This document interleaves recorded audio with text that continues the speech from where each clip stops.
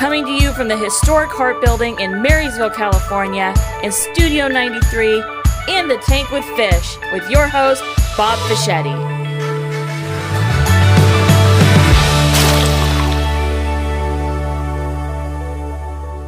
Hey, well, welcome aboard to another incredible, fun episode of Fish and Minnow. So this morning, just before we get to Minnow, I thought it would be appropriate to talk a little bit about her because she would never talk about herself. She would not do that. She's not that kind of girl. So I was thinking, as a guy, right, you say, well, what attracts you to women? And I was thinking about Kelly. I thought, she's pretty, right? She's got all those qualities. But you know what it is? She smells like bread. That's the secret. That's it. That's how I get him. Resist a woman that smells like fresh bread. It's like, you got to be kidding. So I wondered, right? We get in here and I'm thinking about, and I'm thinking, this is terrible. If I think about you during the week, I get hungry. Yeah. And it's like, okay. That's how I hook him. Yeah, it's like the drug dealer. Well, your first loaf is free. Yeah. The rest are going to cost you. It's actually funny because I was putting lotion on in the car the other day, and my 12-year-old's in the back seat, and he's like, "Mom, I don't know what kind of lotion that is, but why does it always smell so good?" So then he's asking, I'm like, "It's coconut." He's like, "No wonder you smell like coconut bread." It's coconut. Well, that proverbial, the way to a man's heart's through his stomach. And it's like, well, when I met my wife, she couldn't boil water. Uh-oh. Right? And now, she can cook. Yeah. She can go up 52 years, right? There you go. And it's like, and she learned how to make good Italian food. And of course. She's really expanded, right? Yeah. And I learned how to eat rice because she grew up on rice. And are you ready for this? Spam. Oh my gosh. Because her relatives came from Hawaii. Yeah. So which is a major dish over there. Yes. You go to restaurants to get spam. And I'm like, who does that? Yeah. Right? It's like, but it's a staple over there. So we were in Hawaii a few months ago, and my aunt and her daughter lives over there, and they made, and I'm not going to remember what they're called, but they were rice, spam, and then wrapped in seaweed. Oh. Do you remember what they're called? Spam sushi. I don't know. That's really what it looks like. Oh my gosh. My boys went crazy for them. Then they're like, "Can we make these at home?" And I'm thinking, I don't think I've ever bought a can of spam. They do have low sodium ones. Oh. And but it probably still has quadruple your daily sodium. Well, yeah, it's kind of like mystery meat, but like she'd make spam for breakfast, so she'd have rice and spam, and then for me, she'd crack a couple eggs in it, right? And man, you put pepper on that, you're good to go, right? Now I'm hungry. And but she'll eat it. Dinner, she's in there, boom, spam and rice, we're good. Look, we at one point owned 3 rice cookers. Oh my goodness! And I said, "Sweetheart, why do we have 3 rice cookers?" She said, "Oh, one could break down. And the other is, I want to give it to the boys." She's like passing on the rice heritage. Yeah. Yeah. She's got it all planned out. Yeah. I remember, I don't know how long we were married. I took a potato in and I said, "Sweetheart, this is a potato. I'll eat the darn thing raw, but you can fry it, mash it. I really don't care. But on occasion, right? Can I please have a potato?" Yeah. It's like, I don't know. She must have figured it out because you guys are still together. Yeah, because she's a Giants fan. I'm a Cardinals fan, right? Oh, man. We went to a game. They played each other, and so we're taking the ferry, right? And she's totally sporting her Giants gear. And I have my Cardinals gear. And this guy walks by and says, "All right, I've been watching you too. How does this work?" Barely. And I said, after so many years, it's like, hey, that's what she likes, right? Well, listen, we got a great guest coming on. And I actually have an organization, a leadership school. And she is my senior TAC officer in that. But she has a great history of just what she does and her family. And so we're going to get into it. I will tell you a little just so you know, go ahead and ask her about martial arts. Okay. You'll be thrilled. Okay. You will be. All right, stay with us. We're going to be bringing her in, and I will be explaining to my wonderful, smell good host how to say her last name. There we go. Oh, another one. We'll be right back. 93Q Radio was an opportunity for what's called an LPFM to give the community a voice. The big part of what's happening here is it's us. It's the community of us. The work that Mr. Fischetti has done with us to promote public education has been absolutely groundbreaking. They have the pulse of our community, from the nonprofits to the local governments. If you want to find out what's happening in our community, get on board with 93Q. And 93Q does so much to help our community, helps us promote our local events, as well as local businesses, and tell our story about what we do here in Yuba Sutter. The folks that work here, they're part of our community, so they understand our needs, and that's important. Local radio is so important. During times of emergency, they're there. We lean on them to provide information to our public. My wife and I are glad to support 93Q. We're going to do it on a monthly basis, but I really recommend that if you want to make your community better, it's a great place to take a first step right here. So if you can, reach deep into your pocket and give to 93Q. 93Q is a great partner for law enforcement, and they're a great partner for the Yuba Sutter area. We're really asking people if you can give $10, $15, $20 a month, and then that enables us to continue to put small business spots on the air, nonprofits, organizations that are they're using every dollar they got just to operate, and they don't have extra money to spend on really promoting their cause. And that is why community radio, to me, I'm grateful to be part of it, and that's why it's important. Welcome back to In the Tank with Fish and Minnow, and our guest today, Melinda Borja. I really had to practice that one. Welcome. Thank you. Yeah, we're excited to have you. I think I'm excited too. We sprung it on her. We just sprung it on Stacey and I. In this, yeah, I was okay. You and Stacey. Yeah. No, I didn't. Like I was not part of this, Melinda. Just so no, you you weren't. It was it was Stacey. Yeah, Stacey was the arm. Yeah, that he used to work. Well, at least you didn't say, no, I'm not coming in, right? You know, it's like, no. We have had people do that, say, I'm just not comfortable with that. And it's like, well, I don't think anybody is originally. I mean, there are people totally not. Who love a good photo op, and so they're all ready to come in. Yeah. But we just... I like the other side of the camera. Not too great with this side of the camera. You and Kirk can be friends. All right. It works. Okay, sounds good. He loves that side of the camera. I we actually do too. put him on the other side. He was a little uncomfortable with it. So, but that was fun, huh? Yeah. Yeah. Anytime we can mess with Kurt, right? Thing. Although I don't know if we should mess with him. He's got the If controls he's the back. engineer, it might not be wise. Yeah. So, where were you born? Where'd you get raised? Where did Yo come from? I was born and raised on the island of Guam. Oh. Yep. Why didn't I know that? I think you did. It just was one of those little tiny bits of I've landed on Guam. There's not enough island to land on. I don't care what they say. That's for sure. They had to extend the runway beyond the island. Right. Yes, they did. Yeah. Guam could fit in Sutter County. You're like, is the plane going to stop? It needs to stop. We're going to go to the ocean. Rock out in the middle of the Pacific. That's really cool. You are an island girl. You really I am an island girl, very much. Yeah. Yeah. Even though I've been in the United States, CONUS, right? Continental United States CONUS. since I haven't heard it called that. 84. Yeah. Yeah. 84. No. 80.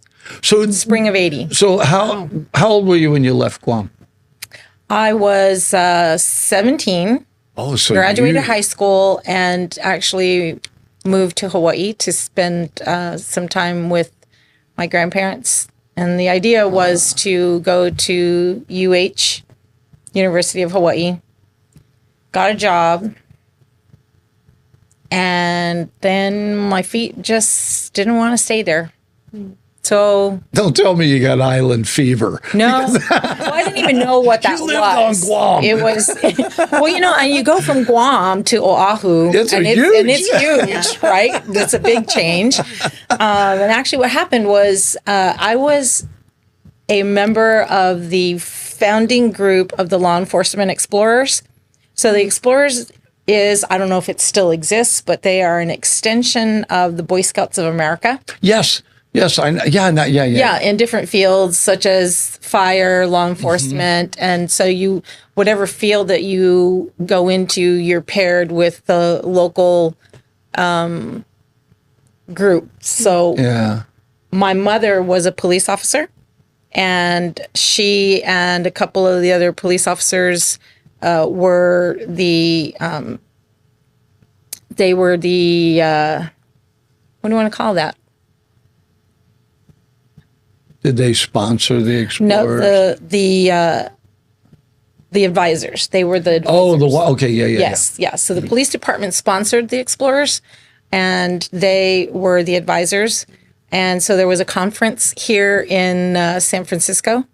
My first trip to the big U.S. The big U.S. Yes. You went across the big pond and landed on this soil. Yes. Bonus. Yes. And so that's how I made it here. And I decided that I liked it and didn't go back, didn't use my return ticket. Wow. So I have to ask, what was it like as a kid growing up in Guam?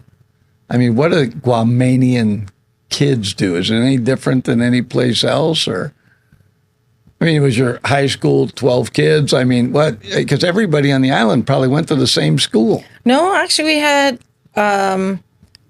3 private high schools, Catholic high schools, and 2 public high schools, and then there was a trade high school. So 6 altogether, actually. And which one did you go to? John F. Kennedy High School. John F. Kennedy. My wife graduated from John F. Kennedy. I think they named a lot of schools after John Kennedy, Yeah. The other one was George Washington. So George Washington High School and John F. Kennedy High School. Yeah. I don't know. I can't really say, I mean, obviously I'm a little older. I'm no longer in high school, but, one of the things that I do notice culturally is there's no even looking like you're going to answer back to your adults. That just doesn't happen. And there's no calling anyone 10 years your senior by their first name. Oh, those are, yeah. They're either Mr. or Mrs. or they're Miss or auntie and uncle. We grew up with so many aunties and uncles that we didn't know until so many years later that we weren't actually really not related to them. So is she your sister? How does that work? Yeah. Well, it is unique when you're in a culture like that. I mean, I know I grew up that way, man. I would never have disrespected my dad because I liked life. I wanted to live. And I remember one time my older brother, he was getting older where he was like, and my mom had told him to take out the trash. And we had a screen door, and he was standing with his back to the screen door and did not see my father coming up the walkway, right? And he said, "You want that trash taken out, take it out yourself." And he turned around and saw my dad, and his whole world, his life flashed before his eyes. And he said, right away, he was like, "Mom, I'm really sorry. I'll go get it right now." It was like he knew he had stepped over the line, And it is, but I mean, it's a wonderful culture of respect. Yes. And it stays with you. Yes, absolutely. So you weren't a wild teenager then? I mean, wild for you is, did you cheat at Monopoly? I mean, well, my parents divorced when I was 12 years old. I'm the eldest of 4. And so dad's now out of the house. Mom is a police officer, and she's working swings. So we get home from school, and she's asleep. Or, yeah. Right, getting ready to go to work. And then we get up in the morning and she's gone. And so we were latchkey kids before there was such a thing as latchkey kids. And there was 4 of you. There were 4 of us. All girls? No, myself, my sister, and then my 2 younger brothers. Oh, yeah. You said you were the oldest. So did you have to take on that matriarch role with them? I did. Yeah. It's like, all right, let's everybody get up. And then there's a drawer that has our lunch money. We'll open up. Okay, here's your 10 cents for breakfast, and here's your quarter for lunch. And those days are gone. Then, yeah. Then we all walk to school. And how much time did you actually spend at the ocean? You're on an island. I mean, was that a big thing for kids to go out to the ocean? And I mean, well, much like when, hey, let's go to the park. It's like, hey, let's go to the beach. So out here, you go, let's spend a day at the park. And let's go spend a day at the beach. And my brother spent a lot more time at the beach because they would skip school and go surfing. Oh. Yeah. Because, the weather dictates, right, the tides and how the ocean moves. And so, if we were pre or post typhoon, you can bet a lot of people were skipping school. Ours was always we skipped school to go to Steak and Shake, right? We were just going to a place to eat, right? There was no, although we did skip on occasion and take a long trip. We went to Merrimack Caverns and, did all that kind of stuff, whatever local history was available. And we just, a bunch of us kids would jump in a car and go. But it wasn't like we had the ocean, right? I mean, we all love Beach Boy music, but nobody I know had sand in their shoes. I mean, it was like, so it was different. But there were things you could get in trouble with, no matter who you were. But depending on your parenting, right? Right. So you knew there were limits. So you had that with you very early on. Yes. And I have seen you with your granddaughter, who would love to get away with everything. Oh boy, would she. But she doesn't. As a matter of fact, you are a threat, right? If they have to call you. Yes. Yes. When she goes to children's church, so she calls me Tutu. Yeah. Tutu is the Hawaiian term for grandmother or grandparent. And she was in children's church and she was climbing up on some apparatus. And one of the caregivers said, Lydia, should you be up there? I think you should get down. And she was just taking her time. She didn't act as if she ignored the request, but she did just kind of take her time. And she says, do we need to go and get your tutu? And she goes, no. And she was down. She was down immediately. I love it. So you ended up back here. Actually went from here to Kansas. Kansas. I cannot envision you in Kansas. I was actually kind of excited for that. I'm looking at the map and it's in the middle of the United States. And it is flat. Far away. Well, I didn't know anything about that. It was just going to be different. Yeah, there'd be no volcanoes. And I got there in one of the hottest summers. I got there in May, just before Easter, I think. And I got there and it was one of the hottest summers they had in years. 115 degrees. It was definitely a change. Could have used a little ocean breeze then. Absolutely. Absolutely. And then, of course, when some friends said, hey, we're going to the beach. Do you want to go? And I go, yeah, let's. And then I'm thinking, wait a minute. We're in the middle of the United States. How are we going to a beach? Yeah. Oh, it's over at Lake so-and-so and so-and-so. Oh, the lake. Not a beach. Yeah. There's sand. We just call it a beach. So how did you make it from San Francisco? You moved to Yuba City? Okay, so San Francisco, I went from San Francisco actually to Denver. Okay. My dad's sister was there. And the man that I would eventually marry was in Kansas at McConnell Air Force Base, just outside of Wichita.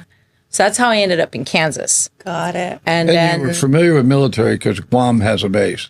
Guam has several bases. Yeah. Guam has Anderson Air Force Base, which I don't know if it's the only Air Force base of its kind in the world, but it has a MAC, TAC, and SAC division. Because if there is a typhoon or hurricane in another area, they'll ship all the aircraft to Guam. And if it's near Guam, they ship all the aircraft. Correct. So they have to. Yeah. I didn't mean to interrupt you. I No, just that's knew. fine. I said, so you met a military guy. I'm thinking, okay, well, she's familiar with that, right? Yeah. Yeah.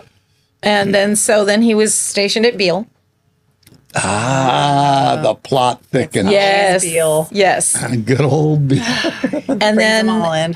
when he was separating from the military, we had a choice: stay where we are, or get shipped back home to Guam. And at that time, there really, other than family, there really wasn't much. Jobs were not readily available in Guam at that time. Now, he was Guamanian? Mm-hmm. So let me get this right. You come here to meet a Guamanian? No, we knew each other before then. Oh, okay. Well, small. Okay. Yeah. They both went to John F. Kennedy together. Yeah, We went to did. different high schools together, right? Yeah, they went to the same one. That's awesome. I didn't know that. Yes. And so then we're here, separating from military, choice, stay here, go back to Guam. And I said, well, we have to get off the plane in Hawaii. Our belongings have to get off the cargo ship and put on another cargo ship in Hawaii. Why can't we just stay there? Then they don't have to pay for us to go all the way to Guam. They don't have to pay for all our stuff to go back. No can do. Yeah. So, well, that doesn't make any sense. We're saving you money. Well, No. unfortunately. On the record. Yes. On the record. So we chose to stay. And that's how I ended up here in Yuba City, or Marysville, Yuba City. Yeah. And what year was that? 88? Wow. I meet so many people that they have a connection to Beale one way or the other, right? And we have a huge number of veterans here. And it's why we actually have a veterans clinic, because you don't just get one of those. But we have so many veterans that they authorize that here. But There's a vets clinic here? Yep. I didn't know that. Yeah. I love having. I mean, they don't have all the services, but they have quite a few. And my primary care doctor's there, and so knowing that, but I have never asked you about your being married. Right, for whatever reasons, and I certainly should by now, as well as I know you were born in Guam. You would think. I'm teaching you all the things. Nothing gets by me. Nothing gets by me. It's like my mind is like a steel trap, right? It just goes in and With holes. But my relationship with you has a lot to do with. Although I knew you, I have the almond tree, which is quasi-militaristic in training leadership for churches. And you just fit in. She actually came in, took the class, and unbeknownst to us, she networked the entire class. She said, I'm not failing, and nobody else is either. And I went, okay, she's leadership. Yeah. She's my senior TAC now, right? It's like, so I only really knew you from that. And Everything else before then has been just kind of, hi, how are you? Yeah, but I Much in also passing. knew that you had studied the martial arts. Now, when did that happen for you? How old was I? 30-ish? Wow. So just a few years ago. Just a few years ago. And then, so how did you get into that? Did you just one day decide, I think I want to learn that? Well, I had always been interested in the martial arts. And anytime that I had gone in to check out a dojo of some kind, something just didn't sit right. And of course, this is me pre-Christ, right? So I didn't know. I didn't realize that whatever was going on, I was just like, yeah, that's bad juju. Let's just not do that.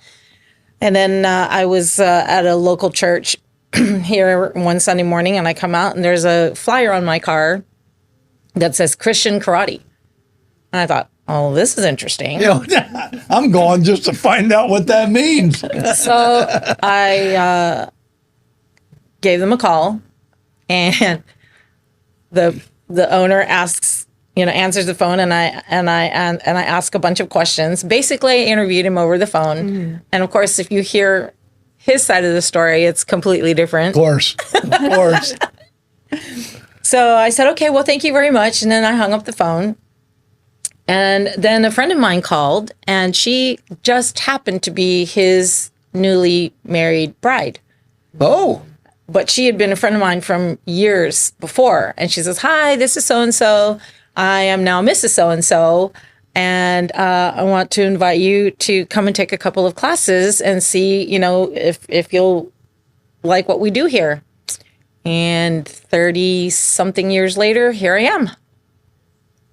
And so I do know that we have talked, and you not only ended up going to work there, but you ended up as an instructor, and Peter, your son, and I don't know, have you got Lydia in classes yet? Or is Lydia just started. She started about 3 months ago, yeah, and she's now practicing her first kata, and we're hoping that she'll be ready for her first tournament in February. How old is she? 4. Oh, my cute. I'm going to tell you this. 4:30 going on 37. Yeah, Little Spitfire. Oh, yeah. I'm pretty sure that she intends on being president, right? And she doesn't need a cabinet or anybody else. She'll handle everything. She'll handle the military. I mean, we're going to save money when she gets in office, right? Because she'll just do everything, right? And so is Peter your only son? Peter's my only son. And so that makes Lydia, and now isn't there another one? Or Alicia. 4 months old. Wow. You're enjoying the grandma thing. I am. I am. Yeah. So I am going to ask you, because you connected with me to do this TAC thing, and I knew that I didn't connect with you. I was assigned. You were voluntold. We call that being voluntold. Yeah, when you're just voluntold to do something. But you came to the class, and it's like I have often wondered. So because it has a kind of a militaristic, it's very organized. My point is, sometimes we think that disciplines, actually education used to be called the disciplines, right? But you very uniquely just fit in. It was nothing for you, right? I mean, I'm not saying it wasn't work, but I mean, you just immediately got it.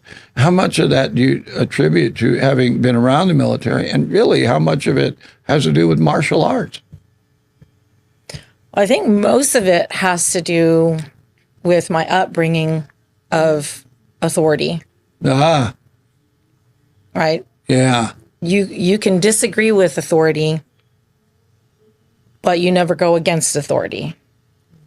That's not to say hold your tongue if you disagree with authority, but you never show disrespect for authority. Big difference. Absolutely. Yeah. Yeah. You can approach and you can say, I don't know if I'm comfortable with this. And of course, never do anything that goes against your morals. And of course, anything for me, it's about, if it's against God, then that's an absolute no. And I'm sorry, we'll have to part ways here, and we can still be friends. How did God happen to you? I don't know how else to put it. How did God happen to you? Because he happens to us. Yeah. I don't know if that we're... Yeah. I mean, I would like to think I was looking, but I wasn't. No, I wasn't either. I was raised Catholic. Uh-huh. And so religion was about follow the rules and be fearful of anything and everything. Any consequences, yeah. Right? God met me one morning. So we were living out at the base, and then husband was working out at the flight line. And so I drove him to work that morning. It was super early. It was just before dawn. And I'm coming home, and the Sierra Nevada. So, all right. So that for perspective, the flight line is here, Sierra Nevada is here. I'm driving and I'm heading southeast to the housing area. And I don't know how else to explain it. I'm looking and there's this beautiful sun that's coming up on the other side of the Sierra Nevada. Just absolutely beautiful. And it's almost, to me, the only way that I can explain it is like God saying, "Good morning, Melinda." And I thought, wow, that's kind of interesting. And then the next thing, there's this presence that fills my car. And I will swear that Jesus was in the passenger seat. And the next thing I know, I'm at home. So Jesus probably got me home because I don't recall the drive, right? And I'm face down on my bed, basically saying, I don't know what's going on, but I know that I need you, Christ. Amen. That's it. Yeah. That was it. That's how God happened to me.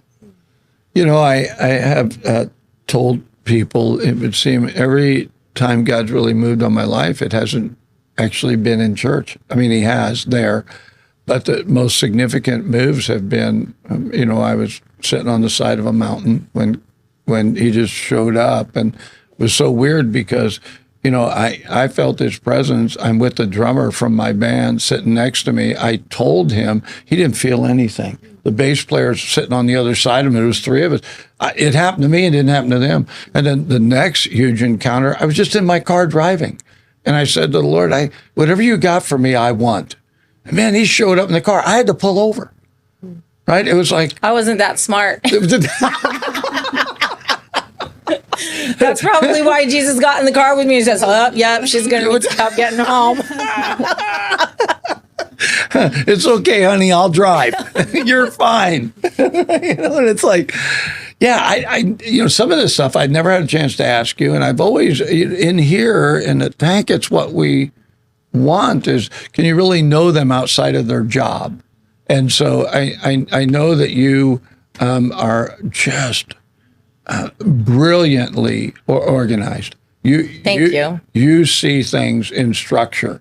And so our working together, even earlier, we were talking, you said, well, I need to come in and do this and this and this. You seem to see it. And I've worked with people. I have Stacy. Stacy's very organized, but not the way that you are, right? And it's like, I have wondered, and now that I hear where your upbringing was, some of it I understand. It's like automatic for you. It's not something you have to sit down. You just see it, and then, you know what I mean? It's like part of who you are. Mm-hmm. And I do think that's what happens to us. And then I can see with Christ coming in your life sovereignly, that it was for you, even though you were raised Catholic, which is steeped in tradition, at that point, I'm guessing none of that really had any weight. Mm-mm. You know, because it's so different. It's so different, right? It's all of a sudden, oh.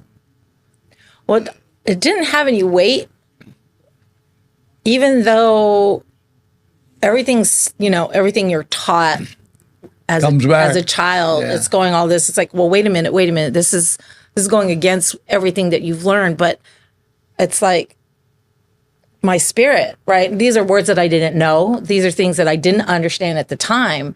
But now you have words for it. Yes. So my spirit was saying, no, this is the right thing. Yeah. This is the right thing. Yeah. Follow Jesus. Yeah. Don't forget all this stuff, because there's stuff to come back to that you've been taught.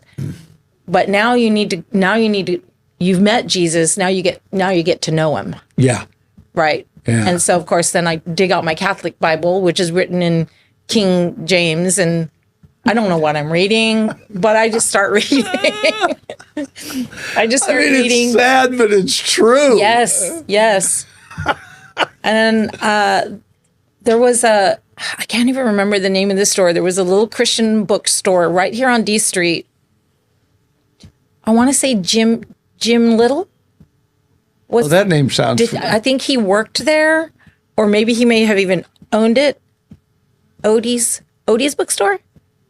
Was it Odie's? I want to say it was Odie's bookstore. It was Well, I know there was actually a long bookstore time in this ago. building too. All I know is it was on D Street. I don't know exactly where it was. And so I went in and I bought my first Bible, an NIV, Which you could understand. which I could understand. Yes. And that's how that started. So we talk about these experiences in life and how they happen. And so you had this experience with Christ. Well, then how'd you find a church? Or did that even, it didn't come into play for me until I had this gal that cut my hair for the band. And I'm sitting in her chair by Sunrise Mall. And she said, do you know Jesus? And I said, oh, yeah, me and him are buds. I'd already written a song, right? I didn't know any better. I mean, I was raised Catholic. I didn't know how to function outside of it. And she said, would you like to go to church with me? And I'm like, sweetheart, you cut my hair. That's what you do. We don't go to church together. It's like, I didn't know what to do. It was like church, right? Because all I could think about was the traditions that I grew up in. I went to Catholic school. It's like no, right? But something compelled me. And I said, yeah, I'll go. And so how did it happen for you where you actually ended up, right, rounded up with the rest of the believers? Well, it was obviously it was several steps. So of course you're out at the base, and there's the chapel, and the chapel is shared by all faiths. And I happened to be singing with the Catholic Church choir. Oh, and the choir director. This is interesting. So she's also the choir director for the Protestant service, and she's Mormon. wow. So it was really God gets around. Oh, yes, You know, he he does. certainly He does. gets around, Yes. whether people believe it or not. God gets around. So the Protestant service is immediately after Catholic service on Sundays, and the Protestant choir was losing several members because they were all being PCS. They were all being permanently transferred. And so one day after choir practice, our choir director asks if any of us would be interested in helping out for a few months until she can build the Protestant choir.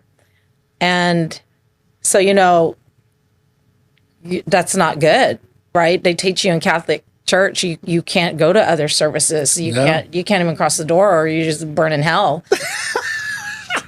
And so we all kind of looked at each other, and one person said, yeah, I'll do it.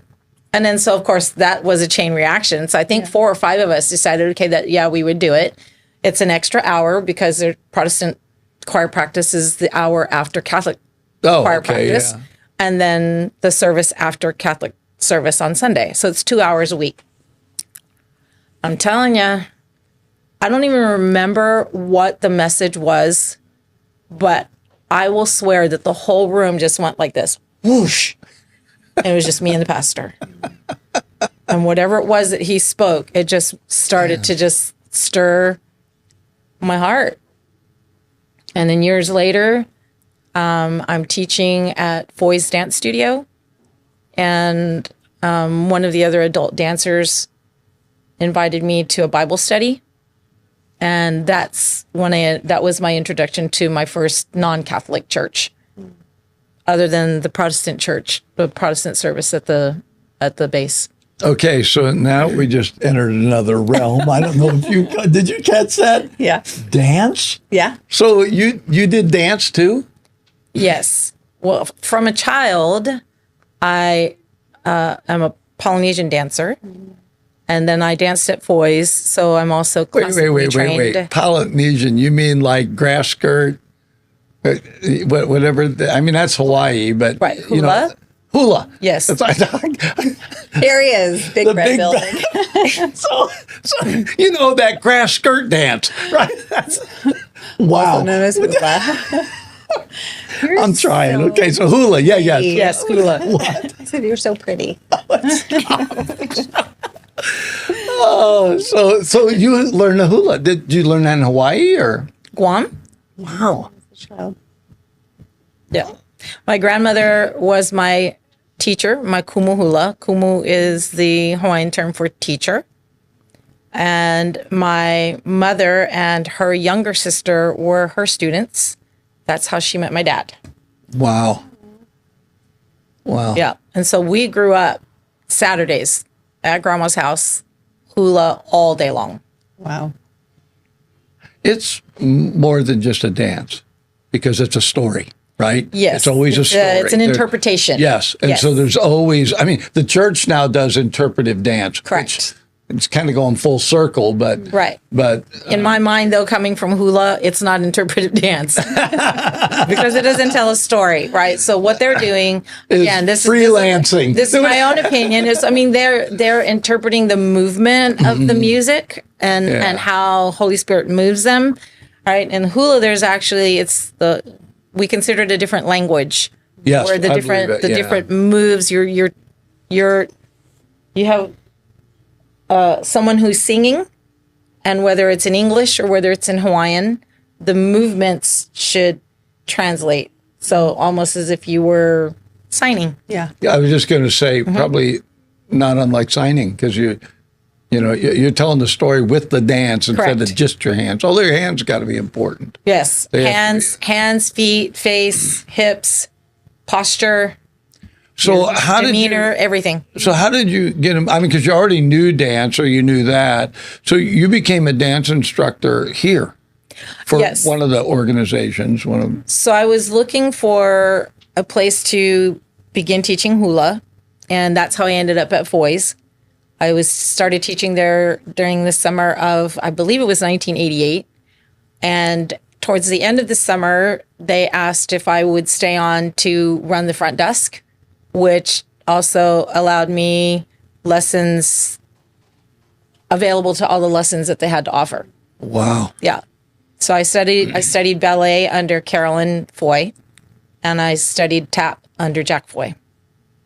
Man, you are a woman of many talents.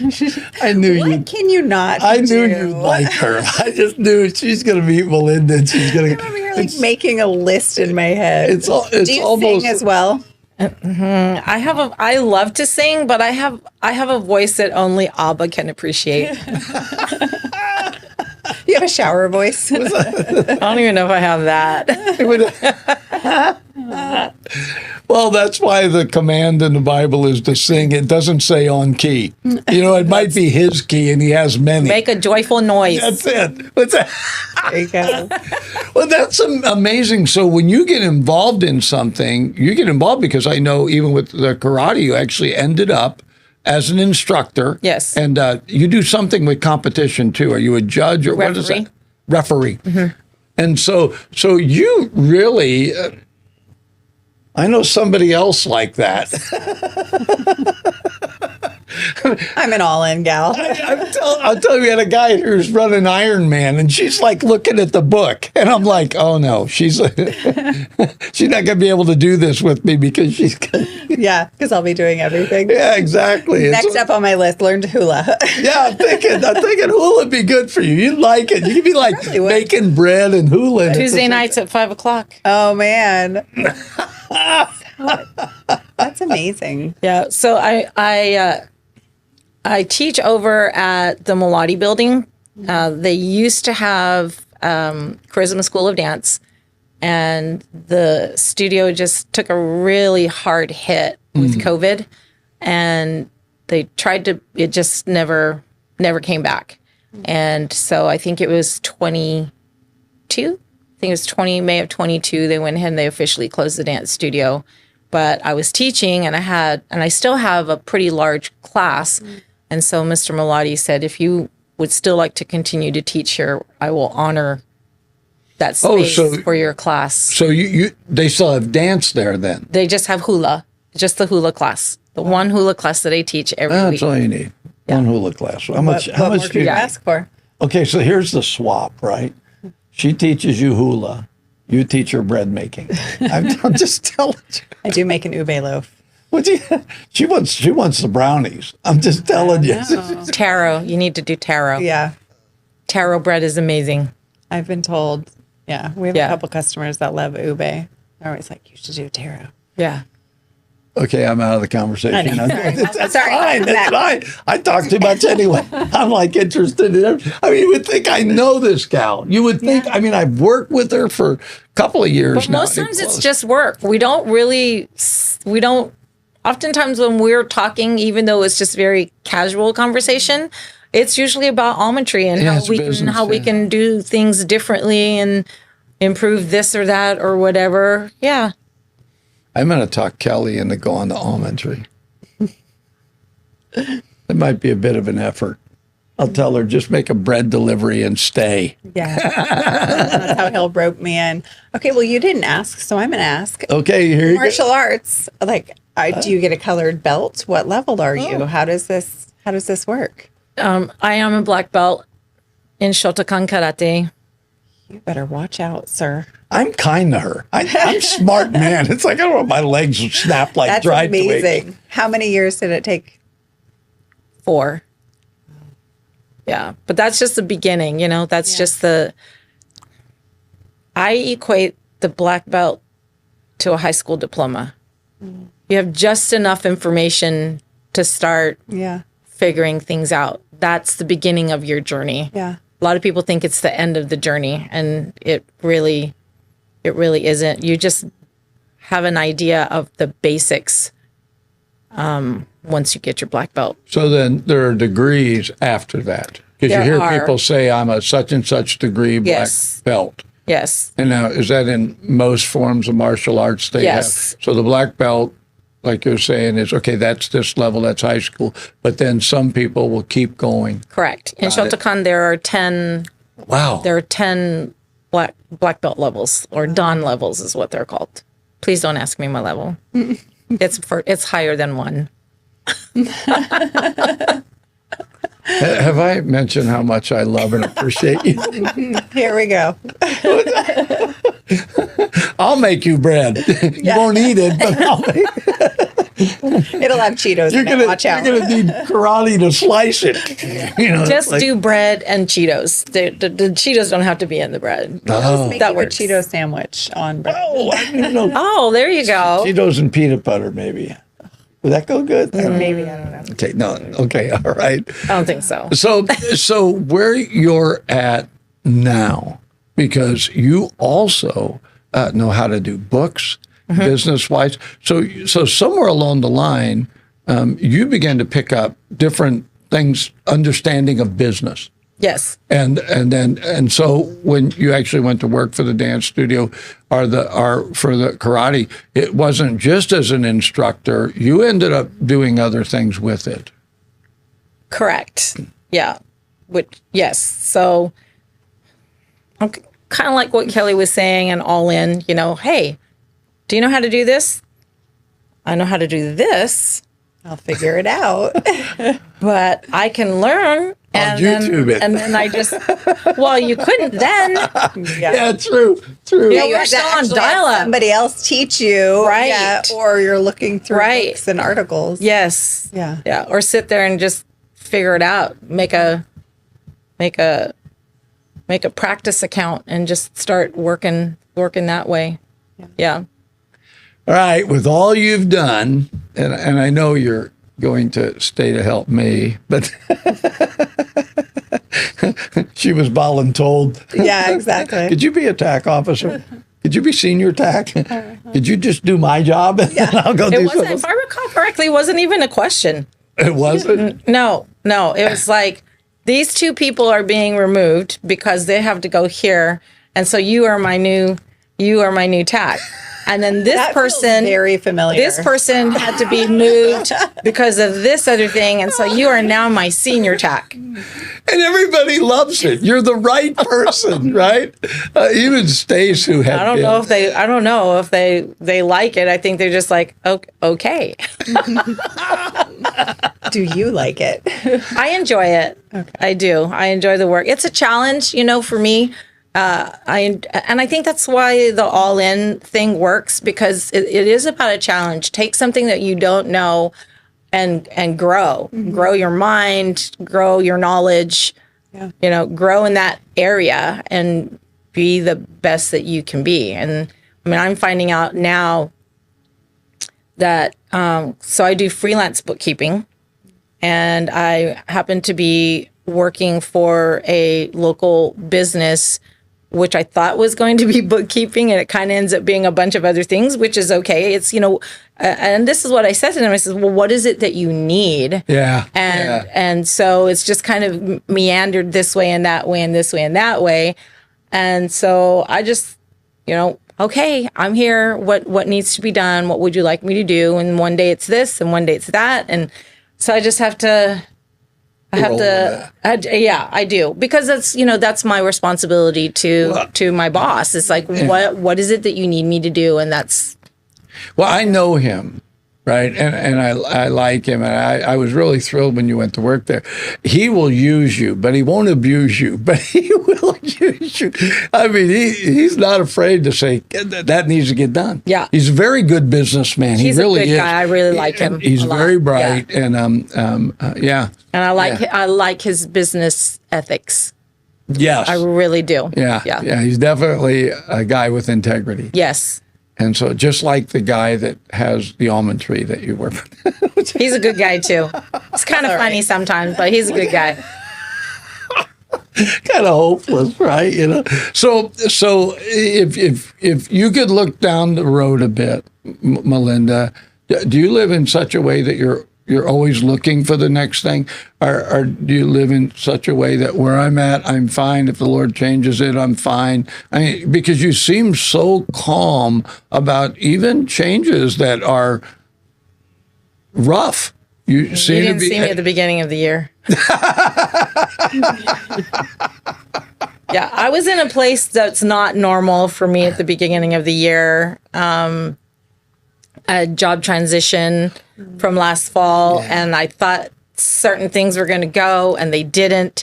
And I kept saying, okay, Lord, how about I just go over to Lowe's and just get a job over there? It's in close proximity to this that I need to do and this other thing that I need to do, and just do that. And, just to tide things over. And all I heard was quiet.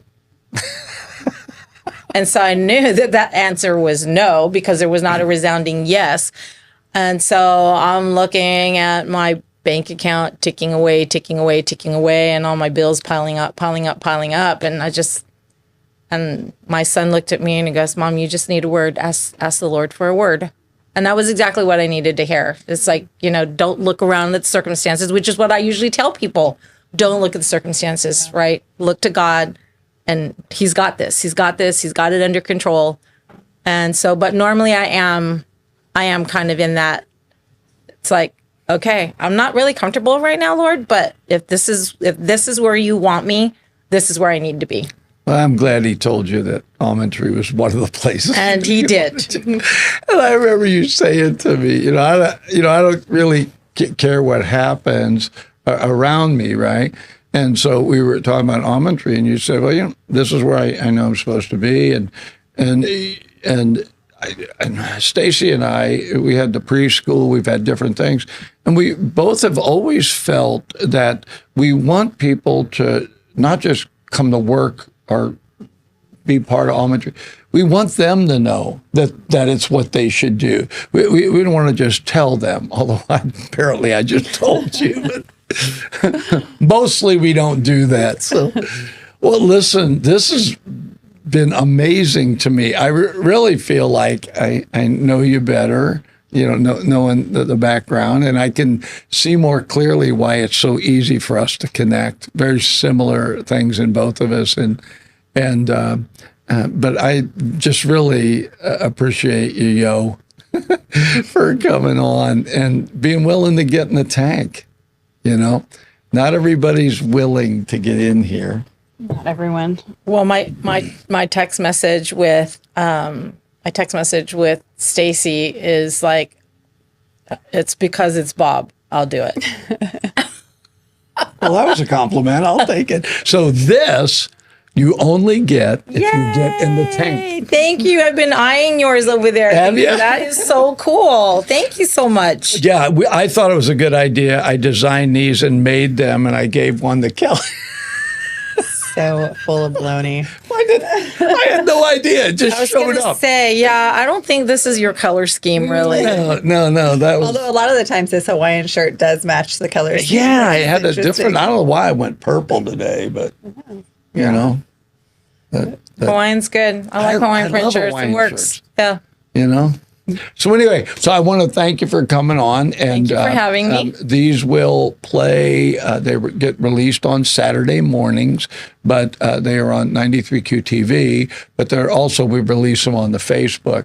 So yours won't be released this Saturday because, and I'll find out from Kurt which ones are released. So 93Q TV. Where do I find 93Q TV? YouTube. Oh, on YouTube. yeah, Okay. YouTube, yeah. And then we have all the other ones, and you can see how Kelly significantly supports me. I just come up with words that he forgets. Bakery. It's like having a spare memory. I'm just the brain outside of his body. Exactly. She speaks into your life. Yeah, she does, and I appreciate it. So anyway, thank you so Awesome. much for coming on. Thank you for having me. Am I in that camera? Thank you. And so we're going to be back. I hope that you have enjoyed this time with Melinda, not Yolanda, Borja, not Borja. And we've all learned a lot more. And that's really been our goal here, is to have people come in the tank and we really find out who they are, not just what they do. With Melinda, we found out she is who she is, and she does a lot. She does. Yeah, almost could wear you out. All right, we're going to be right back. Stay with us. And like I always say, leave a comment so we know what you thought about Kelly during this particular session. 93Q Radio was an opportunity for what's called an LPFM to give the community a voice. The big part of what's happening here is it's us. It's the community of us. The work that Mr. Fischetti has done with us to promote public education has been absolutely groundbreaking. They have the pulse of our community, from the nonprofits to the local governments. If you want to find out what's happening in our community, get on board with 93Q. And 93Q does so much to help our community, helps us promote our local events, as well as local businesses, and tell our story about what we do here in Yuba Sutter. The folks that work here, they're part of our community, so they understand our needs, and that's important. Local radio is so important during times of emergency. They're there. We lean on them to provide information to our public. My wife and I are glad to support 93Q. We're going to do it on a monthly basis, but I really recommend that if you want to make your community better, this is a great place to take a first step right here. So if you can, reach deep into your pocket and give to 93Q. 93Q is a great partner for law enforcement, and they're a great partner for the Yuba Sutter area. We're really asking people if you can give $10, $15, $20 a month, and then that enables us to continue to put small business spots on the air, nonprofits, organizations that are they're using every dollar they got just to operate, and they don't have extra money to spend on really promoting their cause. And that is why community radio, to me, I'm grateful to be part of it, and that's why it's important. All right, we're back, and I thought I knew Melinda. You wanted to call her Yolanda. I love calling her Yo. I don't know what it is. It's one day, she's just okay. She's so accommodating, right? Yeah. It's like, and we'll be doing something. I'll say, hey, Yo. And she'll be like, okay. Was she interesting or what? She is. I feel like I could have talked to her a lot more. I feel like we just kind of touched the surface of what she had going on. Black belt, dance instructor of hula.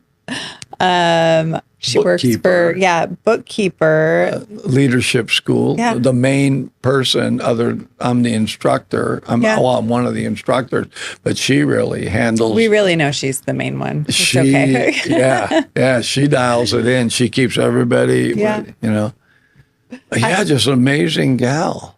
Well, and I think, we didn't get to touch on it a lot, but she said that her parents got divorced at 12 and she was the oldest. And there is so much that comes with that. I was the oldest girl, so the responsibility, of having a single mom, and So your parents divorced. My mom was a single mom almost my whole life. My parents divorced when I was really little. That's what I mean. Yeah. Yeah. But I felt And you were the that oldest role. girl, so you went into the matriarch mode. You had to. Yeah. Yeah. I was the one that cooked dinner. I was the one that got my sister up and ready for school and walked her to school. And, I was balancing the checkbook and paying bills when I was, 12, 13 years old. So, I mean, that's not, but I think Melinda and I had a lot of similarities. Like when she was talking, it's like you automatically just go, oh, I'll figure this out. I'll make this work. Yeah. I don't know, but I'll learn. And now we YouTube things. You couldn't do that before. Yeah. And I still, like, my boys will, be trying to figure something out and they'll go, well, I could just look it up. And I'll say, stop. Let's try and use your brain and think this through, because it's a lost art. Problem solving is a lost art. We're just not doing it anymore because we can search anything we want rather than go, oh, wait a second, let's actually think this through. We used to have to go get the Encyclopedia Britannica and pull it out if you wanted to know, something. Now you just search. I'm not afraid to attack stuff. I am a great lover of the hacks. Yeah. I don't know what it is. It cracks me up. So whatever you look at, you get more. Yeah. Right? Well, yeah. So your feed is probably just hacks. No, there's other stuff. And bread. Hot rods. Music. And so I had this Ford Ranger pickup, and the oil gauge, the needle had somehow got on the wrong side of the little peg it's supposed to, so it couldn't work. And so I went to a mechanic, and he said, well, I have to pull the dash out and go in and get it and spin it back around. Yeah. And so I went on YouTube, and it was this kind of country guy, and he said, now, look here, if you got a 2002 Ford Ranger, this is how you got to do it. See, now, I want you to watch this because it's going to be a lot easier. Now, if you've already been a mechanic, you know it's going to be expensive. So what I'm going to show you is not expensive. And so he takes this magnet, this huge magnet. He said, you just take this magnet like this, and you put it up there, and that little needle's metal, and so you just pull it back around. Oh, my gosh. So I ran in because Stace was in there. I said, Stace, where's our magnet for the kids? I run out there, put the magnets on it, pulled it back around, and went, I love that hack. Yeah. Right? And it's like, so. Yeah. I should have wrote the guy a letter, sent him a loaf of bread. You could still send him a card. Yeah. So what do you think? Should we have Melinda back on? I think that would be fun. So we're going to start. I mean, I got a list. I'll let you see the list because I do want you to know I'm not just booking people. I like these surprise people. It's kind of fun, actually. I get in. You tell me how to pronounce their name wrong. I practice it in my head 10 times. Then they come on. They pronounce their name the correct way. I've known her all this time. I thought it was Braha or whatever I said, Bruja, and it's like. No, it's Bruja. You thought it was Borja. Borja, yeah. I thought it was Borja. So I'm over here practicing Borja. It's Borja. It's like that movie, Young Frankenstein. Bruja. Exactly. And a horse went, okay. Exactly. It's always a pleasure, my friend. It's always an adventure with you. It's a lot of work being my brain and yours. Yeah. It's I'm covering for you, Fish. You're good. Yeah. It's like I got a minnow brain pulling the weight over here. It's like, yeah. You know about fish brains, right? No. So this guy goes in. You ever been in a restaurant where they have like a fish tank? Yeah. So he goes in, and there's this guy looking into the fish tank. And as he's looking into the fish tank, he's going like this. And every time he does that, the fish literally follow his gaze. So the guy goes, that's amazing. That is absolutely amazing. How do you do that? And he said, well, your brain is bigger than the fish's brain. And so as you do this, the fish will just automatically respond. And the guy went, that's crazy. He said, well, look, I'm going to go to the bathroom. Go ahead and stand there and do it. So he goes to the bathroom, and the guy comes back, and the guy that asked him about it is looking into the fish tank going, So ridiculous. That's almost a dad joke. It is a total dad joke. And when you started it, I thought, he is setting up a dad joke, but I'm just going to let him finish. And Kurt's over there shaking his head, knowing that it's a dad joke coming. Hey, feel free to share that with the fellas. Yeah, I will. Yeah, they need to know that one. Listen, we cannot thank you enough for taking the time to watch sometimes the craziness. But really, we're hoping that the people we bring on, that for you, you get to know them a little better. We feel like we do. Yeah. Kelly learned today how to pronounce a name. Another one. Another one, right? And so we have a list of people, but we always tell you, hit the subscribe button. And then it'll notify you that, hey, we're getting ready to do one. Currently, we are just doing one a week, but you never know. We could end up doing more when Kelly makes her first $1 million off bread. So feel free to recognize that you can contact the Big Bread Building, sponsor this broadcast, and we'll send you a loaf of bread, right? No, I mean, but really, our Bear Creek. Oh my gosh. Bear Creek Artisan. Artisan. No, you were so close. I was. Bear Creek Artisan Sourdough. Yep. From the Big Bread Building. So anyway, just want to promo that. We should shoot a commercial and then use it on here. You could. We could. All right, we will. People probably see enough of me on these shows. Kurt's ready to do it. He knows how to do it. It'll be over to your house. Do you take payment in bread? We'll send Kayla over. She does product. Oh, yeah. She shoots beautiful work. Oh, she's amazing. Anyway, I'm sorry I went on too long. Kurt's going to, cut me off, but just want to remind you that we have guests that come on. Feel free to leave a comment. If there's somebody that you think everybody knows them as in business or knows them in the community, but maybe doesn't really know them, feel free to recommend that to us, and we'll contact them. Kelly will learn how to phonetically pronounce their name, and we'll move on from there. Anyway, thanks so much for tuning in to In the Tank with Fish and Minnow.